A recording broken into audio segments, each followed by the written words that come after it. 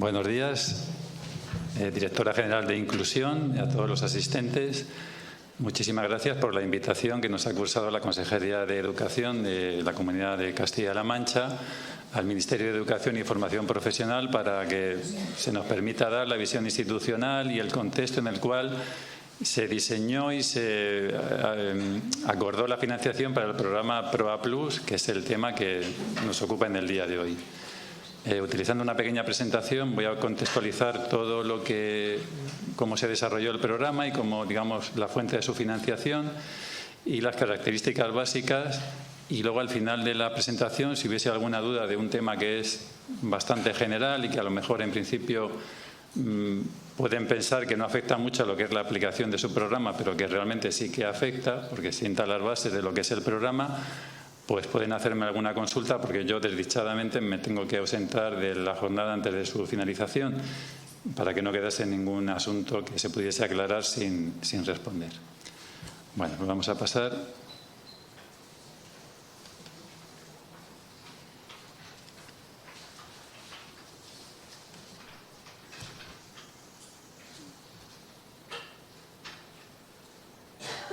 Bueno, se ve bien. Como he comentado, yo vengo en representación de la Subdirección General de Cooperación Territorial e Innovación Educativa, que depende de la Dirección General de Evaluación y Cooperación Territorial dentro de la Secretaría de Estado de Educación del Ministerio de Educación y Formación Profesional.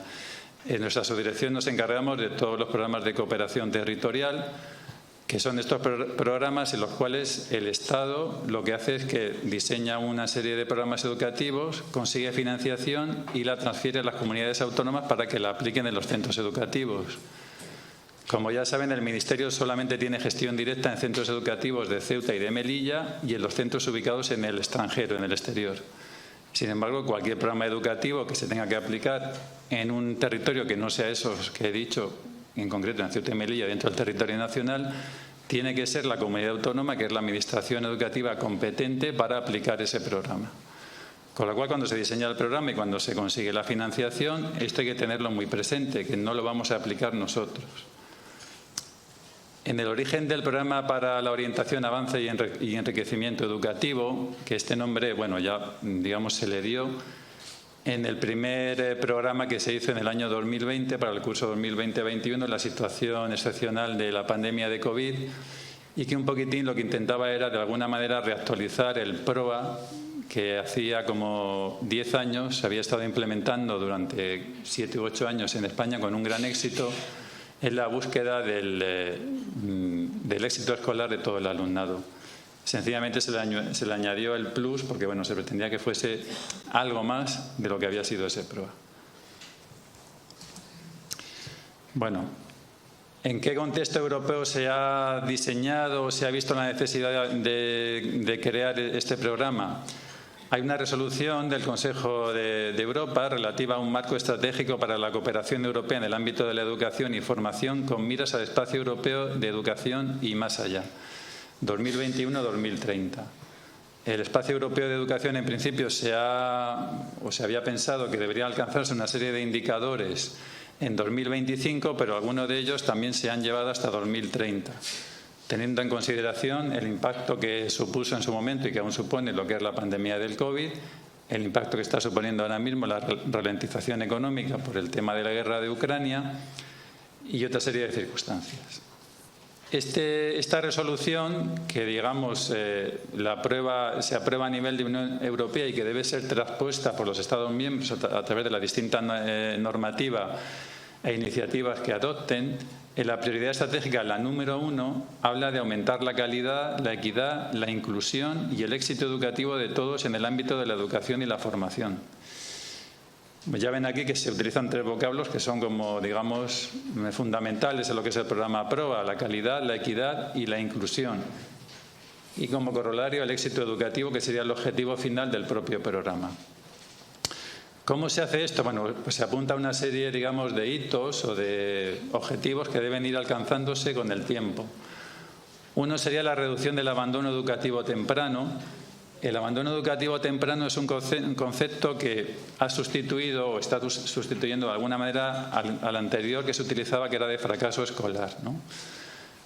En principio, el abandono educativo temprano en España se considera aquellos jóvenes de entre 18 y 24 años que no tienen un título equivalente a CINE 3, es decir, de secundaria posobligatoria, bachillerato o grado medio, o que no están cursando en los últimos 2 meses un estudio o unos estudios de esos niveles.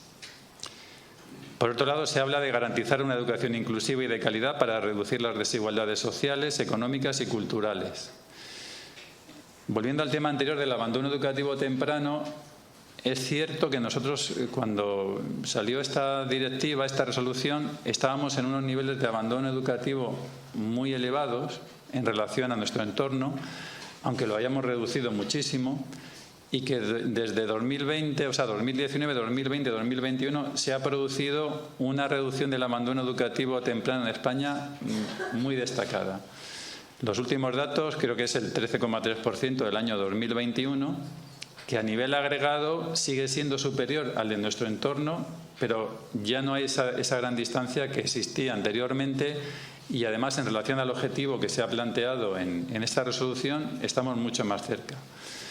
El problema con el que nos encontramos es que ese dato es positivo a nivel agregado, pero si desagregamos vemos que a nivel territorial hay unas diferencias grandísimas. Es decir, que hay territorios que están muy por debajo del 13%, incluso a la mitad o menos, y otros que están muy por encima de ese 13%, al doble o más. No solamente a nivel territorial, sino incluso a nivel social. Cuando se analizan por quintiles o por cuartiles de renta, se ve que siempre el quintil o el cuartil más bajo, o sea, con la menor cantidad de renta disponible, tiene un nivel de abandono educativo que puede superar en 3, 4 o casi 5 veces al del quintil o cuartil más elevado. Es decir, que lo que hay es una gran desigualdad a la hora de conseguir esa cifra agregada, que en principio es positiva, porque quiere decir que el país mejora, nos vamos acercando a nuestro entorno europeo, pero que dentro del país persisten grandes desigualdades. Favoreciendo a los alumnos de entornos desfavorecidos, incluidas áreas rurales y remotas, que es otro principio que se incluye en esta resolución y que el programa PROA Plus también lo tiene como un objetivo específico. Y atención a las personas en situación de vulnerabilidad educativa. Muchos de los presentes, os voy a tutear si me lo permitís, que sois miembros de equipo directivo, yo lo he sido durante 14 años. Bueno, pues habréis visto que para participar en el programa uno de los requisitos que se pedía era tener un porcentaje mínimo del 30% de alumnado educativamente vulnerable, en una concepción muy amplia que se dio y que puede abarcar, yo creo que desgraciadamente, a casi el 100% de los alumnos de los centros. Digo, voy a utilizar de nuestros centros porque, aunque yo ya no esté en uno de ellos, pero también me considero como si estuviese. Entonces, ha sido otro objetivo que se ha incluido en PROA. Se ha hablado en la presentación de la Directora General de Inclusión del tema del trabajo colaborativo. El programa PROA se ha desarrollado de esta manera, trabajando en colaboración con todas las comunidades autónomas. Y este indicador también en su momento se sometió a discusión y análisis de si este porcentaje y, si el contenido del porcentaje era una cosa plausible y realista.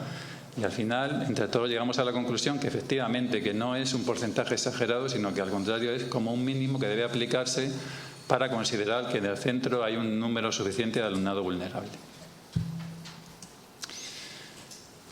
En esa resolución la Unión Europea fija unos objetivos cuantitativos que deben alcanzarse en un plazo determinado. Primero dice que jóvenes de 15 años con un bajo rendimiento de capacidades básicas o competencias clave, que en 2030 el porcentaje de jóvenes de 15 años con bajo rendimiento en comprensión lectora, matemáticas y ciencias debe ser inferior al 15%. Y esto es un objetivo que está incluido en el plan PROA y que debe ayudar a alcanzarse.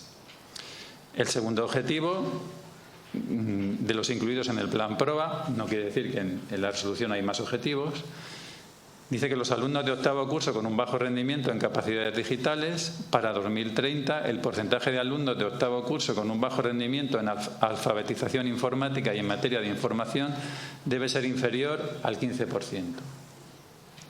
Cuando se refiere a octavo curso, se refiere a octavo curso de escolarización obligatoria.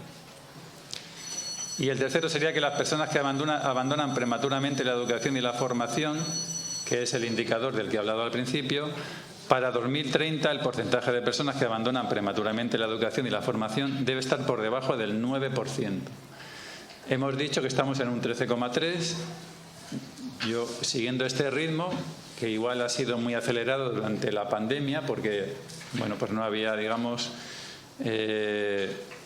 oportunidades para hacer otra cosa que no fuese estudiar, posiblemente se ha reducido grandemente, pero de aquí a 2030, quedan 8 años, creo que se puede alcanzar perfectamente.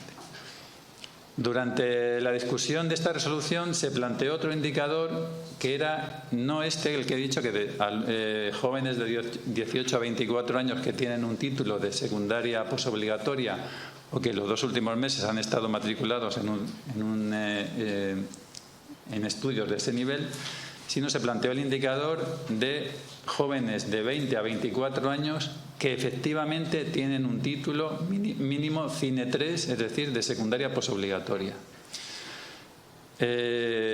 Y se pretendía que fuese el 90% de los jóvenes tuviesen esa titulación entre 20 y 24 años en 2030.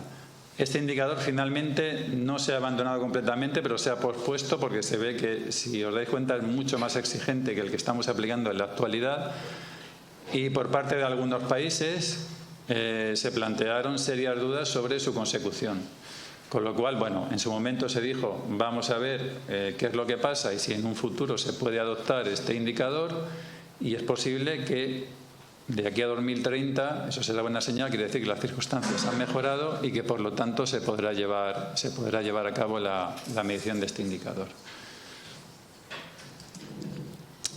Bueno, eso en cuanto al contexto europeo, ¿no? Que es, digamos, el gran recipiente en el cual el programa PROA debe desarrollarse. Al tiempo que estamos haciendo, que hemos diseñado el programa PROA y que lo hemos implementado y que hacemos el seguimiento en colaboración con comunidades autónomas, estamos también en colaboración con la Comisión Europea y con la OCDE realizando un proyecto de análisis de las causas o realizar un abordaje de las causas del abandono temprano educativo en España. Y es un proyecto muy interesante. La semana que viene vamos a tener una primera reunión presencial con expertos internacionales que nos van a hablar de iniciativas que ha habido en sus países, en Portugal, Finlandia e Irlanda, para combatir este fenómeno. Se va a hacer de forma presencial porque efectivamente es mucho más enriquecedor e interesante hacerlo de esta manera, pero hasta ahora la conclusión a la que hemos llegado, en primer lugar, un análisis descriptivo en el cual efectivamente en España las diferencias territoriales y sociales son enormes, sencillamente corroborar lo que nos dice la estadística, y que las causas, pues algunas de las que parecían evidentes lo son y otras no tanto.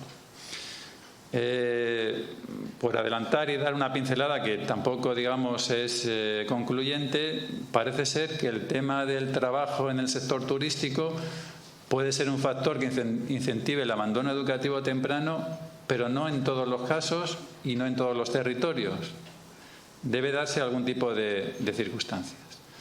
Entonces, bueno, obviamente el resultado de ese proyecto también se aplicará a las enseñanzas y el conocimiento acumulado, tanto en lo que es el desarrollo del actual PROA como en futuros PROA, que se puede hacer una vez, porque este programa PROA concluye el tercer trimestre de 2024.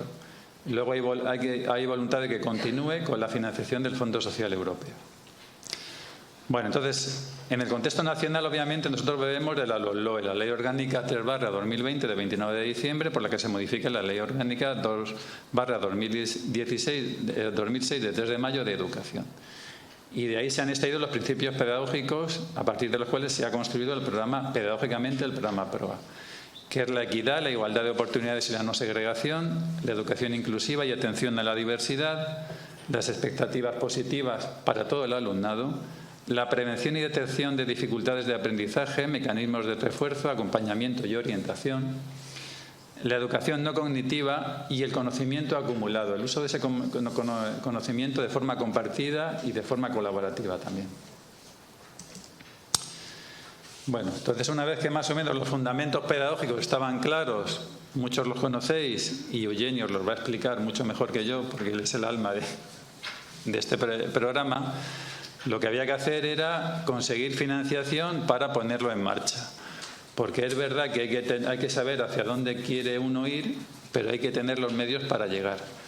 Y los medios a veces, si no se tienen, pues es muy importante, es muy difícil llegar aunque uno sepa dónde quiere ir. Cuando se cuando se buscó la financiación, que es en el contexto que vamos a ver ahora, una cosa que sí que se tenía clara, porque hay evidencias que lo demuestran, es que llega un momento en el gasto educativo que no por mucho gastar se consiguen mejores resultados, sino que hay que gastar mejor. Obviamente, para llegar a ese punto hay que realizar una evaluación muy seria y muy intensa de lo que se ha hecho, que es en algo en lo que estamos ahora todos incursos, ¿no? Nosotros en el Ministerio, aquí en la Consejería y en los centros, pues aún más. Pero realmente, si no se realiza esa evaluación, es muy difícil saber si el dinero que hemos conseguido y que no hemos dedicado a otros fines ha dado el resultado que esperábamos, ha dado menos, ha dado más y por qué ha dado ese resultado. Y otra evidencia que hay es que, en general, de aquellos programas que se han evaluado, programas que llevaban un componente financiero, se ha visto que en un porcentaje muy elevado de los casos el dinero suele ir a quien menos lo necesita. ¿Por qué? Porque normalmente centros educativos que tienen menos problemas de alumnado vulnerable suelen ser centros en los cuales hay mayor estabilidad, estoy hablando a nivel europeo, e incluso internacional de la OCDE, mayor estabilidad del profesorado, donde los equipos directivos pueden trabajar con más tranquilidad y donde es más fácil colocar los fondos, que se justifiquen y que se aplique el programa y se diga que se ha hecho todo muy bien. En un centro que sea muy problemático, que tenga mucho alumnado vulnerable, que haya mucha movilidad del profesorado, que el equipo directivo esté sometido a una gran presión, que no exista cohesión, que exista movimiento también dentro del equipo directivo, es mucho más difícil que se aplique un programa educativo y que, por lo tanto, se pueda justificar esa financiación que se ha dado. Por eso os decía que, aunque lo que yo estoy contando parece que un poquitín que estoy en las estrellas y que no tiene nada que ver con vosotros, tiene mucho que ver. Porque si ya de origen una cosa no se diseña bien, hace que sea muy difícil que en el centro educativo se pueda aplicar con unos condicionantes que todos los presentes sabemos los que son y los que pueden ser. Bueno, pues volviendo al instrumento financiero, Next Generation EU es un instrumento temporal de recuperación dotado con más de 800.000 millones de euros, en teoría. En realidad no hay tanto dinero. Hay bastante dinero, pero la mayor parte que se la lleva el mecanismo es un dinero que se capta en los mercados financieros. O sea, que no lo tiene nadie aún. Y de hecho los desembolsos que se han hecho dos, una financiación inicial y el primer desembolso que ya pidió España y que se le concedió, ese dinero, una vez que se aprueba la solicitud de desembolso, que lleva una serie de requisitos, la Comisión Europea va a los mercados financieros, consigue el dinero y se lo da al Estado miembro. Entonces, bueno, sí, son 800.000 millones de euros, que es muchísimo dinero, pero que tampoco está. Y que puede ser que en un momento dado no haya dinero, sobre todo para la parte del mecanismo, que es la parte del león. Que contribuirá a reparar los daños económicos y sociales inmediatos causados por la pandemia de coronavirus. La Europa posterior a la COVID-19 será más ecológica, más digital, más resiliente y mejor adaptada a los retos actuales y futuros. He hecho este comentario porque el dinero de PROA, el dinero comprometido, se va a entregar, pero es un dinero que adelanta el Gobierno de España, que va de los presupuestos generales del Estado y que luego recupera de la Comisión Europea una vez que se cumplen determinados hitos y objetivos. En el caso de nuestro programa, el objetivo es alcanzar un número mínimo de contratos programa. Por eso se le da tanta relevancia dentro de lo que es el programa. Tiene una gran relevancia pedagógica y metodológica, pero también económica, porque van a decir, ustedes han cumplido con el objetivo si presentan como mínimo este número de contratos programa. Si no, no hemos cumplido con el objetivo y no hay posibilidad de solicitar el desembolso. Bueno, dentro de esta, digamos, herramienta Next Generation, ya hemos dicho que lo que se lleva a la parte del león es el mecanismo de recuperación y resiliencia. Sabéis que os ha llegado a través de la Dirección General la indicación de Adela, de Lola y los demás compañeras y compañeros que tenéis que en toda la documentación y todos los actos que se hagan tienen que aparecer los logos plan de recuperación del Ministerio y el de Next Generation, ¿no? Porque la financiación, en cuanto haya actividades que van financiadas con este mecanismo, pues exige que se dé a conocer y que, bueno, siempre que se haga un acto, una documentación, que esté su logo puesto. Este mecanismo cuenta con 723.800 millones de euros en préstamos y subvenciones disponibles para apoyar las reformas e inversiones emprendidas por los países de la Unión Europea.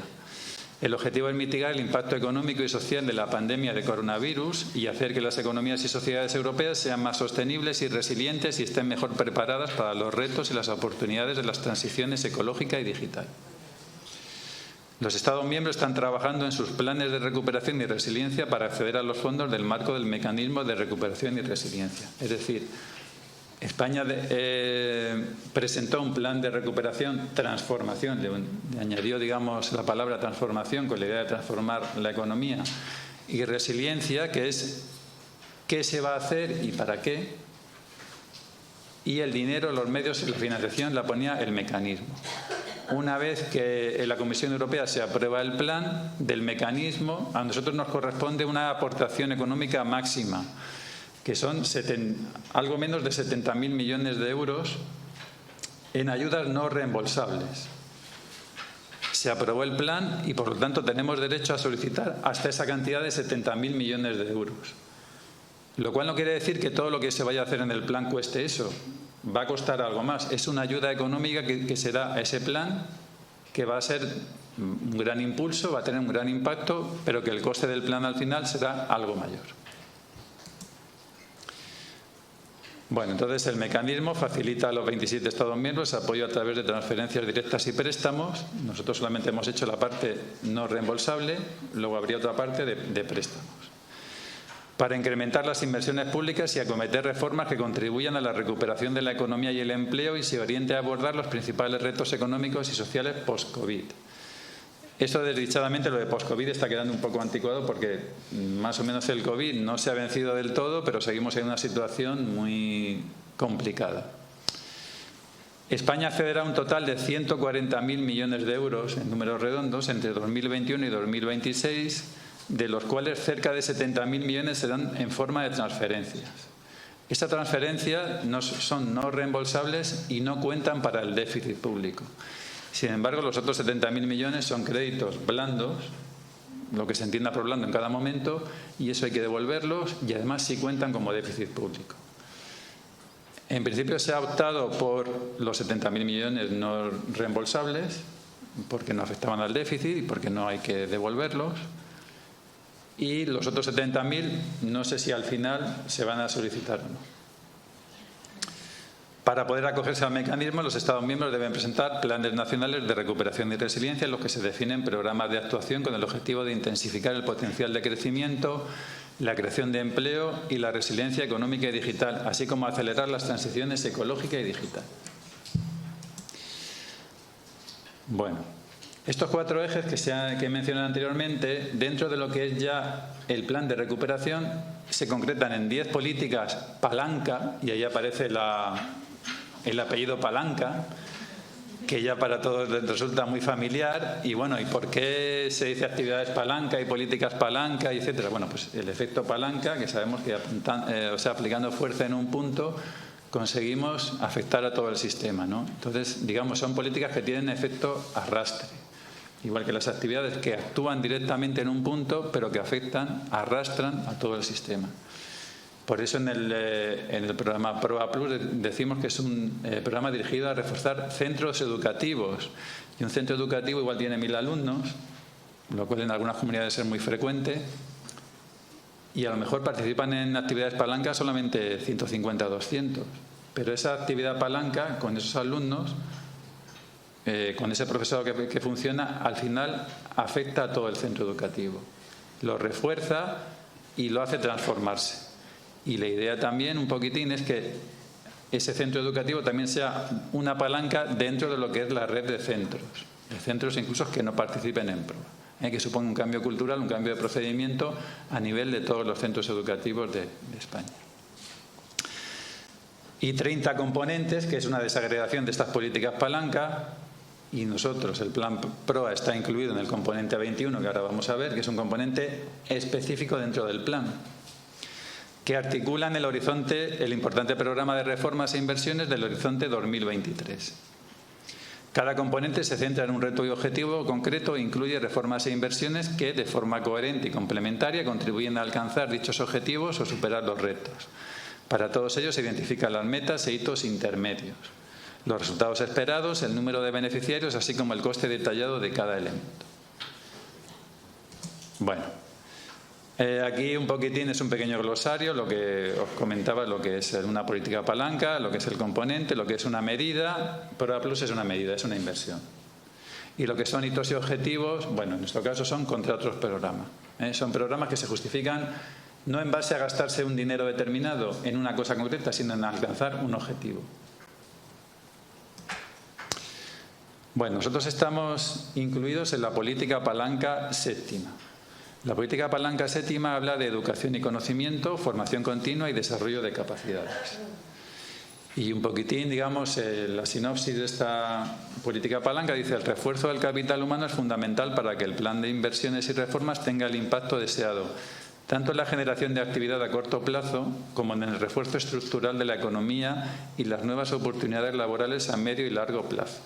Acordaros que hemos dicho que el plan español incluyó el adjetivo transformación, o sea, pretende transformar lo que es el mercado laboral español.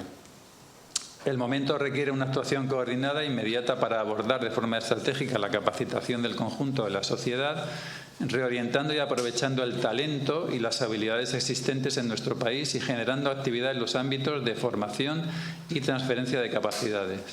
Para ello, de forma coordinada con los agentes económicos y sociales, se plantea abordar los siguientes componentes. Y la política palanca tiene 3 componentes que coordinan distintos ministerios: Ministerio de Economía y Transformación Digital, Ministerio de Universidades y Ministerio de Educación y Formación Profesional. El componente 19, que es el Plan Nacional de Competencias Digitales, el Digital Skills. El componente 20, que sí lo llevamos nosotros directamente, que es el Plan Estratégico de Impulso de la Formación Profesional. Y el componente 21, en el cual está incluido el Plan PROA, que es la modernización y digitalización del sistema educativo, incluido la educación temprana de 0 a 3 años. Bueno, aquí esto un poco a manera ilustrativa para ver, y un detalle importante, sobre todo es la cifra esa de 4.700 millones de euros somos los que, digamos, gestionamos desde el Ministerio de Educación y Formación Profesional. Esto en relación al monto total del plan de recuperación supone casi un 7%. Tenéis que pensar que la LOLOE lo que se plantea es que se llegue al 5% del PIB de inversión en educación, y nosotros hemos conseguido que en el plan de recuperación, como educación no universitaria, lleguemos al 7%. Esto es un hito que es la primera vez que se produce, que esperemos que no sea la última, pero que no sabemos cuándo se va a volver a producir. Es decir, que tengamos tantísimo dinero para educación no universitaria, excluida la formación profesional, pues es un hecho bastante novedoso. Que el plan PROA tiene una dotación que podía ser mayor, efectivamente podía ser mayor, pero es una dotación bastante generosa para la que suele ser, o la que ha sido hasta ahora, la que han tenido los programas educativos. Quiere decir que es una oportunidad en la que un tren al que todos nos hemos subido, que hemos hecho muy bien porque no debíamos dejarlo pasar. No sabemos el tiempo que transcurrirá, esperemos que no sea mucho, hasta que volvamos a tener una oportunidad como esta, de contar con unos medios económicos de esta magnitud. Bueno, en el componente 21 veis que se plantean unos retos y objetivos, y que abajo hay una inversión estimada de 1.648 millones de euros, sumando inversiones del Ministerio de Educación y Formación Profesional y sumando las inversiones del Ministerio de Universidades. Vamos a ver un poquitín las medidas. Veis que se habla de prevención del abandono temprano de la educación y mejora de resultados educativos, plan de modernización y digitalización del sistema universitario y plan de recualificación e internacionalización del personal docente e investigador. Es decir, que dentro del componente 21, el primer reto es el nuestro, el que más nos afecta. Bueno, en cuanto a reformas, solamente vamos a hablar de las reformas que dependen del Ministerio de Educación y Formación Profesional. veis que hay un código que es el del componente, C21 punto, y luego si es una reforma, R1, y si es una inversión, I1 o 2, o el número que corresponda. La primera reforma es la aprobación de la Ley Orgánica 3/2020 de 29 de diciembre, la LOMLOE. ¿Por qué? Porque es una cosa, digamos, de la LOMLOE es el elemento, digamos, catalizador que genera o que pone en movimiento el resto de las medidas que se adoptan. Entonces era fundamental que esto estuviese incluido dentro del plan de recuperación y que se considerase la primera reforma. Una reforma que se alcanzó, que se incluyó en la primera solicitud de desembolso y que, como cosa anecdótica, el objetivo, decía, a alcanzar era entrada en vigor de la LOMLOE. Y eso parece que es muy fácil de demostrar, ¿no? Es decir, bueno, pues según la normativa española, una ley orgánica entra en vigor a los 20 días de su publicación en el Boletín Oficial del Estado. Y entonces tú aportas el Boletín Oficial del Estado y aportas la normativa y la disposición de la Constitución donde dicen que eso es así, y ya está, de cara a la Comisión Europea, ya está justificado, ¿no? Bueno, pues justificar esto nos costó casi 2 meses de discusiones con la Comisión Europea para que ellos se convenciesen de que efectivamente la LOMLOE había entrado en vigor tal y como se había incluido en el objetivo del plan de recuperación. Esto os lo cuento un poco como anécdota y un poco también para que os hagáis una idea de, por ejemplo, cuando ellos vayan a ver, dicen número de contratos programas en los cuales se reflejen objetivos y compromisos de cada centro educativo. Es decir, lo van a mirar con lupa lo que se ha puesto y lo que se ha hecho y nos van a pedir una evaluación. O sea, nosotros presentamos los 2.700, aquí están. Bueno, y luego se los van a leer uno a uno a ver si es verdad, si lo que pone ahí es lo que nosotros nos habíamos comprometido a hacer. Entonces, os lo digo porque efectivamente lo que se habló con la Comisión Europea luego sí tiene repercusión en lo que tenéis que hacer en los centros. La reforma 2 es diseño y aplicación del nuevo modelo curricular por competencias clave. Ya sabéis que esto se han publicado en las enseñanzas mínimas en infantil, en primaria, en secundaria y en bachillerato recientemente, y que en principio entran en vigor en los cursos impares a partir del 1 de septiembre. Se está en preparación también, que eso saldrá posteriormente, una serie de materiales didácticos de apoyo para la aplicación de este nuevo currículo competencial. Se van a hacer muchísimos materiales que estarán al alcance de todo el personal docente. Y además se pretende impartir formación como mínimo a 4.000 profesores, profesoras, maestros y maestras en el tema del currículo competencial. Lo digo porque es una convocatoria que se ha abierto recientemente por parte del INTEF y, bueno, creo que me imagino que os habrá llegado la información y si no yo la recuerdo porque hay un periodo para inscribirse para poder recibir esta formación. Y en cuanto a inversiones, tenemos la inversión número 1, que es la creación de plazas de 0 a 3 años, es decir, del primer ciclo de educación infantil. La inversión número 2, que es el programa PROA. Y la inversión número 3, que son las unidades de acompañamiento y orientación. Ya sabéis que las unidades de acompañamiento y orientación, en la propia resolución y en la propia, digamos, lo que es el contenido de la unidad, se dice que está muy relacionada con el programa PROA Plus. Y de hecho, a partir de 2024, una vez que se consiga que el programa PROA Plus continúe siendo financiado por el Fondo Social Europeo, las unidades de acompañamiento será una actividad palanca más del programa PROA Plus.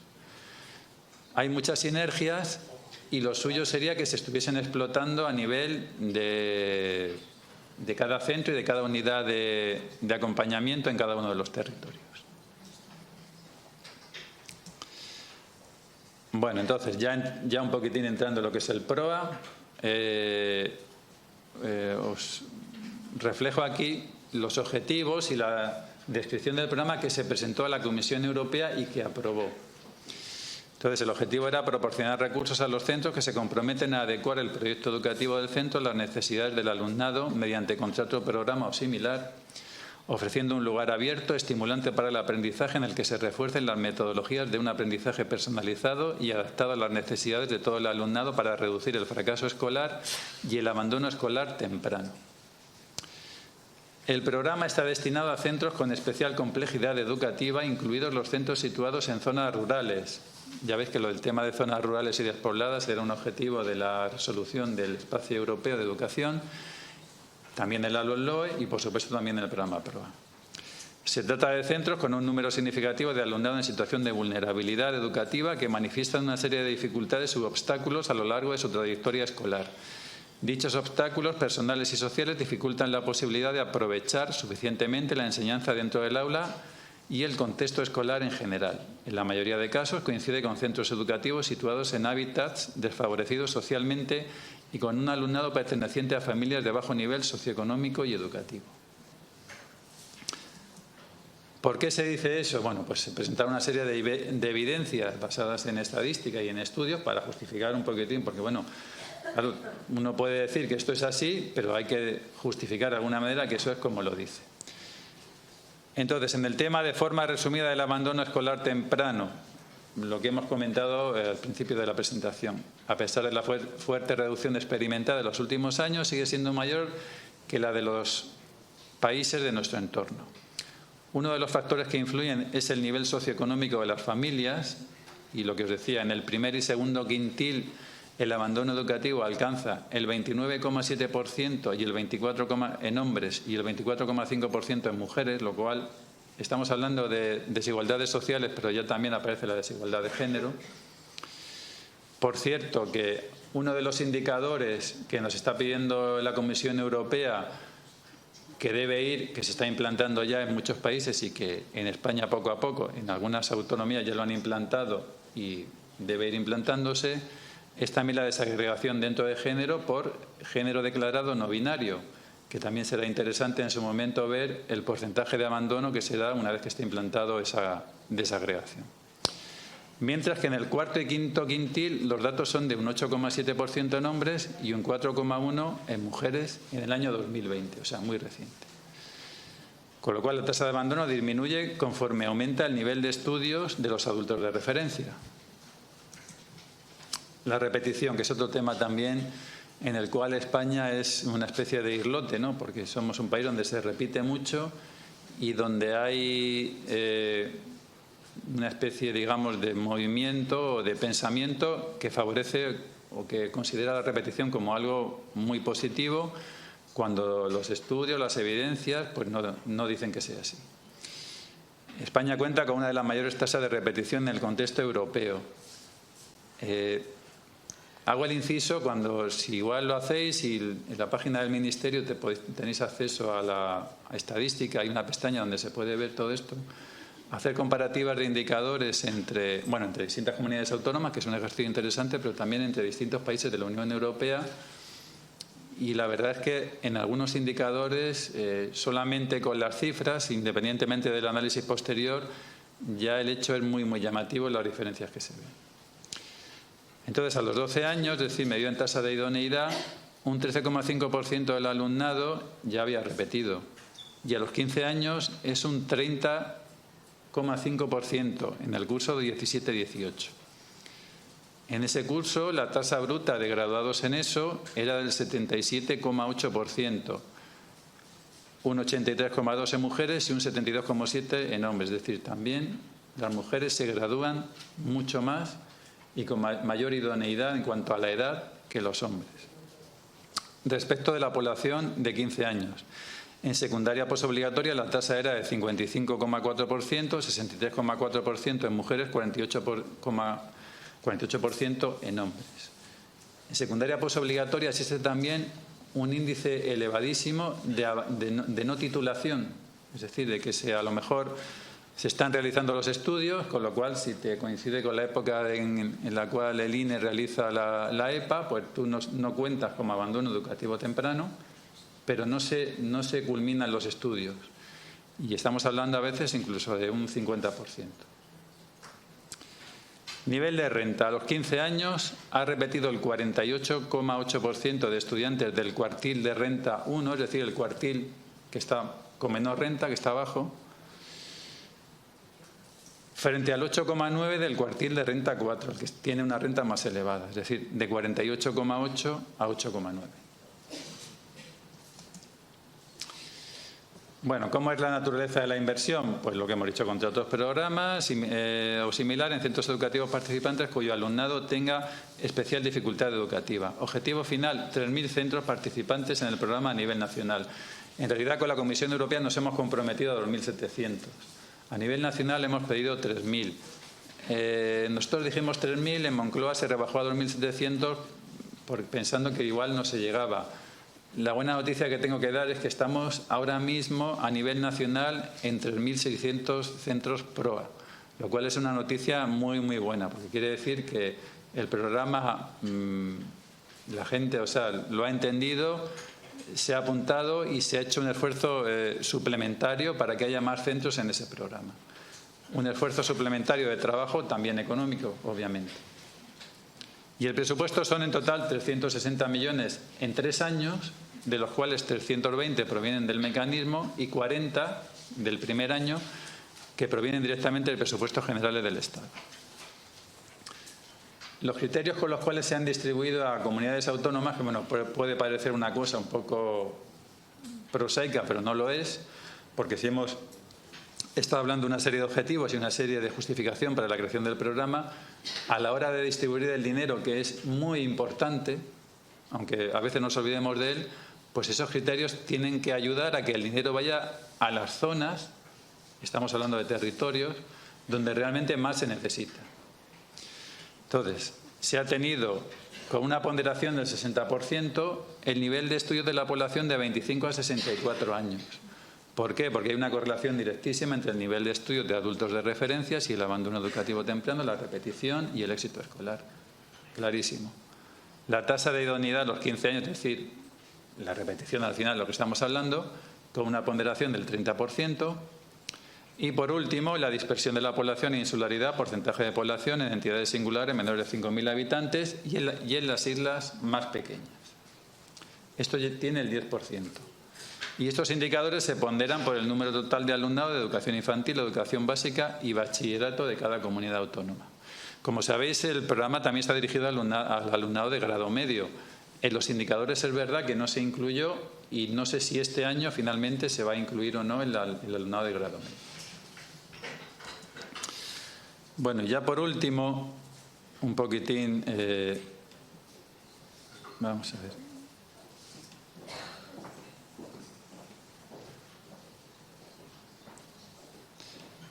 Para que se viese la distribución, aplicando esos criterios, cómo había quedado la cosa.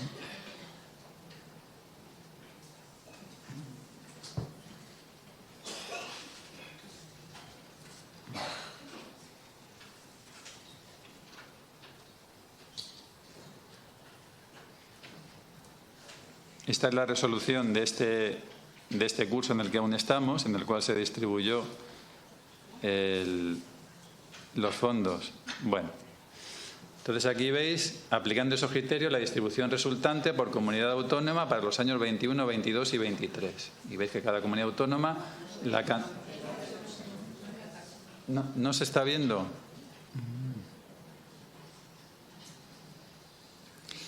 Igual tengo que cerrar la presentación, ¿no?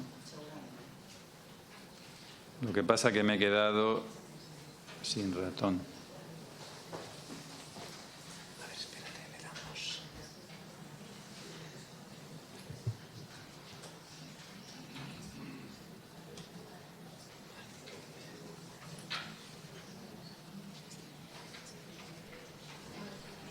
A ver. Vale, espérate. Y ahora tienes que ponerte aquí en Edge, que es donde está.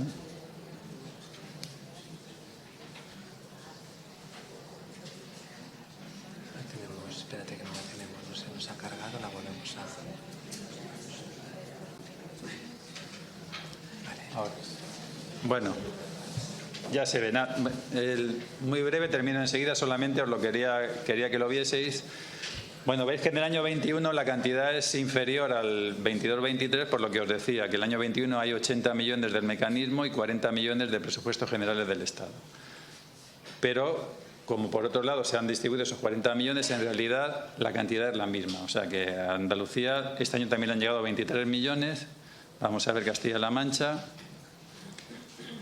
Castilla-La Mancha son 6.901.000 el año que viene, pero este año también ha sido esa misma cantidad, porque han sido 4.500.000 por un lado y la diferencia por parte de los presupuestos. Y bueno, esto del dinero, que es, creo, menos importante, lo más interesante es que se vea la distribución de contratos programa.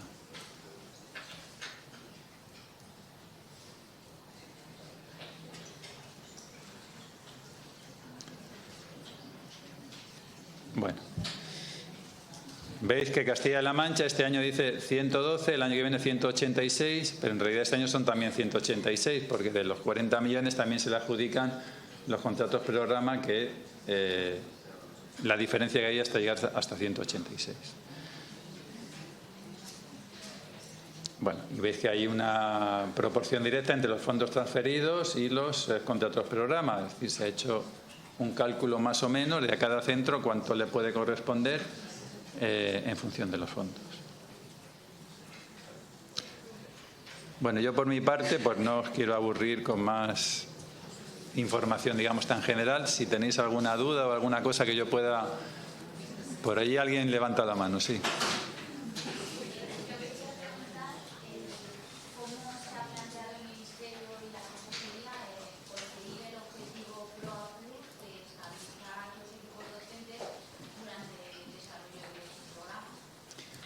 Yo puedo contestar a nivel de ministerio. A nivel de ministerio es en Ceuta y en Melilla solamente. Sí, no sé si quieres repetir, si te ha oído todo el mundo. O sea, la compañera pregunta por la estabilización de las plantillas, ¿no? Sí, buenos días a todos y todas. Gracias por tu exposición.